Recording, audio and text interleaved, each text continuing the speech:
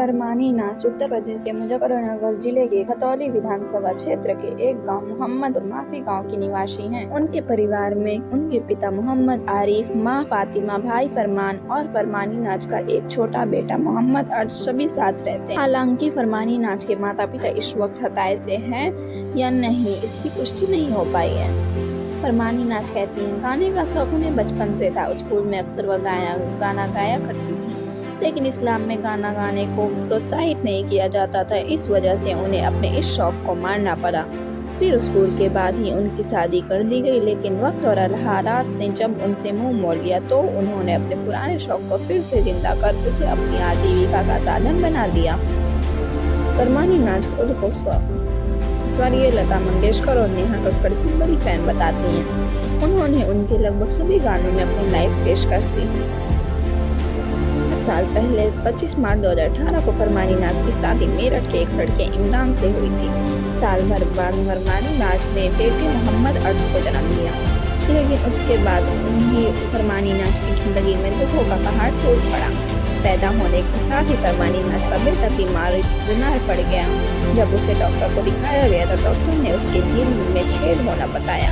इसके बाद इलाज के लिए डॉक्टर ने 2.5 से 3 लाख रुपए का खर्च उठाया।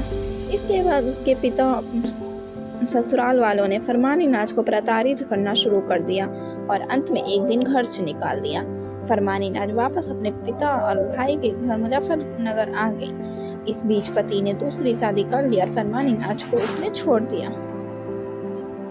फरमानी नाच अपने मायके में मजदूरी कर अपना और अपने बेटे की जिंदगी गुजारने लगी। फरमानी नाच को बचपन से गाने का शौक था, वह अक्सर काम करते हुए गुनगुनाया करती थी। बताया जाता है कि उसी इलाके में आशु बच्चन नाम का एक तबला वादक है, जो गांव के छोटे मोटे कलाकारों की गीत पर संगीत दिया करता है और उसे गीत गाने का मौका देते हैं। गांव में एक दिन जब आशु बच्चन की टोली आई तो किसी ने उन्हें फरमानी नाच के बारे में बताया। आशु बच्चन जब फरमानी नाच से मिले तो उनका गाना सुनकर वह मंत्रमुग्ध हो गए और फिर फरमानी नाच गाना गाने लगी और आशु बच्चन की टोली उस पर धूम देने लगी। इस तरह आशु बच्चन फरमानी नाच के गुरु और मेंटर बन गए। फरमानी नाच के गानों को उनके गुरु आशु बच्चन अपने यूट्यूब चैनल पर अपलोड करने लगे, जिससे फरमानी नाच सोशल मीडिया के एक प्रसिद्ध कलाकार बन गई। बाद में फरमानी नाच ने खुद का यूट्यूब चैनल बना दिया, जिसके आज पर 30 लाख से ज़्यादा सब्सक्राइबर हैं। फरमानी नाच की मकबूलियत में तब और इजाफा हो गया जब इन्हें 2021 के इंडियन आइडल में एंट्री मिल गई। उनके गाने की पेशकश के बाद वह रातों रात स्टार बन गई और उनके कद्रदानों की संख्या लाखों से करोड़ों में पहुंच गई। कहा जाता है कि फरमानी नाच के मेंटर आशु बच्चन ने उन्हें आगे बढ़ाने में कोई कसर नहीं छोड़ा।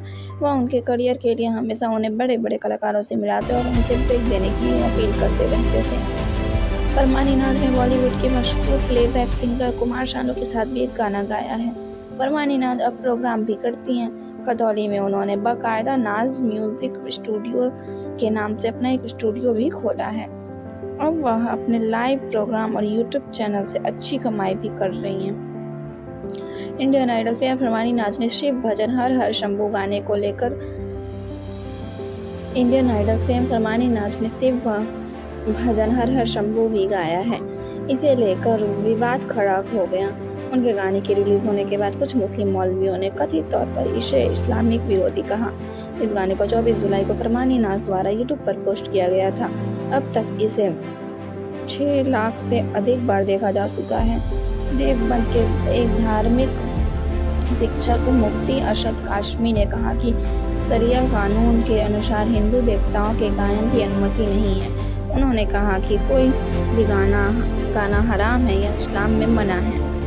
खासकर एक महिला जो यह सोचती है कि वो मुस्लिम है, उसे ऐसे गाने से दूर रहना चाहिए। सावन का महीना हिंदुओं के लिए बेहद खास होता है।